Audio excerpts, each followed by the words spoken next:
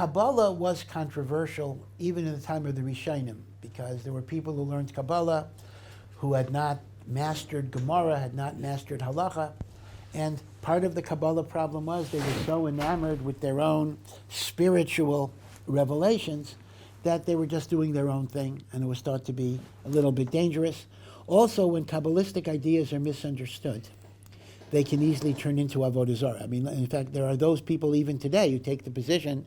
Now, people often ask the kasha, if you don't believe in the Zohar, are you an apikoros?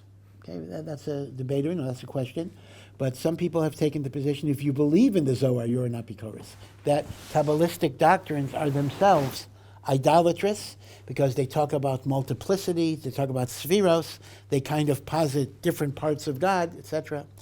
The Rambam may have taken that position, indeed, that a lot of Kabbalistic ideas are apikoros. So you do have these. Now, of course, the Mekubalim have an answer to this, but those who did not fully understand what Kabbalah was may have been literally guilty of avodah zarah in their misinterpretation of Kabbalah. So both because of the idea that Amaratzim were osik in Kabbalah in dangerous ways, and because Kabbalistic ideas were not well understood by many, many people, so there was a feeling that we have to keep people away from Kabbalah. Now, it was also connected to Shapsai Tzvi, because Kabbalistic speculation or Kabbalistic learning often led to messianic speculation, because one of the major themes in Kabbalah is how to bring the Geula, what we do to bring Mashiach, what we do to break down the walls of separation. And the Shapsai Tzvi, who was again, I don't want to blame Shapsai Tzvi. Shapsai was actually a brilliance person who probably was schizophrenic. Shapsai Tzvi quite literally had severe mental illness, and he was really manipulated by handlers, particularly Nassan of Gaza, Nathan of Gaza, who proclaimed himself to be a false prophet, and he was the one who kind of pushed Shapsai Tzvi in all of these things. But the Shal Shapsai Tzvi story wreaked havoc on numerous Jewish communities, and many did associate, and of course his Shapsai Tzvi's successor, disciple, Jacob Frank, was even worse. Jacob Frank taught a very interesting idea, tragic idea, that if a Baal Tshuva is closer to Hashem than a tzaddik who never sinned, it's very important that we sin as much as we can so we can achieve the maximum connection to Hashem. So Yaakov Frank actually taught the notion of achieving redemption by extreme sinfulness. Unfortunately, they never got to the other stage of doing tshuva on that. They just continued with the sin. And when I say sin, by the way, among the Frankists, I don't even mean only like Chilul Shabbos and Kashrus and not keeping Taras and Mishpacha, which would have been bad enough. I mean, that of course would have been bad. I'm talking about rape and murder and other things. I mean, he didn't go halfway. When he said sin, he meant sin, do everything, including, by the way, Avodah Zarah as well. So it's Avodah Zarah, Shvichas Damim, Gilui Arayos, and Chilul Shabbos, and everything else. And many people were so devastated by this that they saw that when you get involved in Kabbalah, it's like atomic energy. On one hand, it can give you tremendous energy, but you can also have weapons of massive destruction. So because of that, in a community like Amsterdam, they were very, very conservative. They didn't want Kabbalah to permeate that community. And even a tzaddik like the Ramchal was seen to be too dangerous and too controversial. And they wanted to shut him up. They wanted to muzzle him. That's exactly it. They did not want. They thought it was too dangerous. By the way, I should also add, even as a Kabbalist, the Ramchal was a very dangerous Kabbalist in a way, because most Mekubalim always saw their role to explain their predecessors. So they would explain the Arizal, etc. So the Ari was the Yesod, and they would explain. Ramchal actually tried to be an original Kabbalist as well. In fact, the Ramchal actually wrote a new Zohar. So, based on his own revelations, meaning he wasn't just explaining what some other Mekubal did.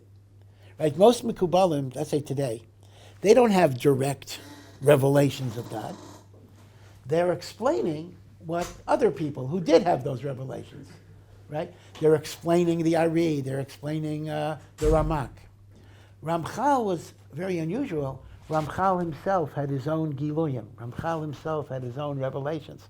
And Ramchal was writing something that he didn't intend it to replace the Zohar, but they thought that he was trying to replace the Zohar. So even as a Kabbalist, Ramchal was a dangerous Kabbalist, and that's why they wanted to muzzle him. That's the story. When did Kabbalah become more mainstream? So when did it become more mainstream? So the truth of the matter is probably after the Vilna Gaon, because what happened was the Vilna Gaon was, of course, the unparalleled authority in halacha and the like, and the Vilna Gaon legitimated. The Vilna Gaon wrote a lot of Kabbalah. In fact, he wrote more in Kabbalah than in non-Kabbalah. But the Gra himself wrote Tikkunei Zohar, Safra Ditzniasa, quite a lot of other parts of the Zohar the Vilna Gaon interpreted, and a lot of his svarim, even not on Kabbalah directly, like the Parish and Mishlei, are based on many, many teachings in Kabbalah. So the Gra kind of mainstreamed it because nobody could question the Gra in any possible way. So once he gave a gushpanka, in fact, the Gra brought Ramchal back in. When the Ramchal died, the Ramchal was an outsider. Meaning there were many people who felt you can't learn the Ramchal's svarim because he was put in Chayrim.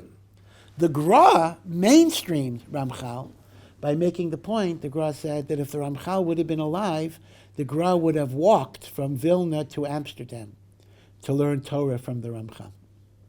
And that made the Ramchal part of the yeshiva world, which kind of mainstreamed it as well. In fact, what does the Gra say? I forget the exact quote. I think it was the 11th chapter. The Gra said, Mesilas Yesharim does not contain an extra word until, like it's Perek Yud Aleph. I'm not sure if it's Yud Aleph, but So to this day, people are kind of debating, like, what's the extra word that the Gra holds? He says there's one extra word in that Perek Yud Aleph. So people are machlokas. But he was machshav the Ramchal tremendously. What's the reason that we don't have Mekubal today? We don't have Mekubalim today? Well, first of all, I wouldn't say that that's necessarily true. Here in Yerushalayim itself, we have at least 2 yeshivos of Kabbalah that are accepted. I don't mean the kind of crackpot place, but well-respected yeshivos that people that do study it. So there are Mekubalim even today, and even across the street, we have Rabbi Yaakov Hillel, who is a respected Mekubal. A few years ago, we had Rav Kaduri, Zichrono Livracha, who was nifter. He was over 100. He was a great, great Mekubal. So I wouldn't say that we don't have them, but as the Brisker Rav used to say, that those who are don't publicize themselves so much, and those who publicize themselves are not genuine Mekubalim. Kabbalah was always understood to be only for special people who had perfected themselves over many, many years, and it was not meant necessarily to be something widespread. That's why in Amsterdam they were against kind of widespread teaching of Kabbalah. But individually there are, Mekubalim around even today. Now, there is an interesting teaching of the Vilna Gaon, though. The Vilna Gaon says, this is the Vilna Gaon, not a Kabbalist out of the street. The Vilna Gaon says, as we approach Mashiach, we will need to study the light of Kabbalah more and more to bring the Geula. The Geula will come only through the study of Kabbalah. And in many, many ways, you actually see this. Because if you take Hasidus, people might ask, what's the relationship between Hasidus and Kabbalah? So technically, they are 2 different movements. I mean, there were, of course, Kabbalists before there was Hasidus. I mean, the Arizal, the Ramak, right? This is pre-Baal Shem Tov. On the other hand, it's very, very true that Hasidus is foundationally built on Kabbalah.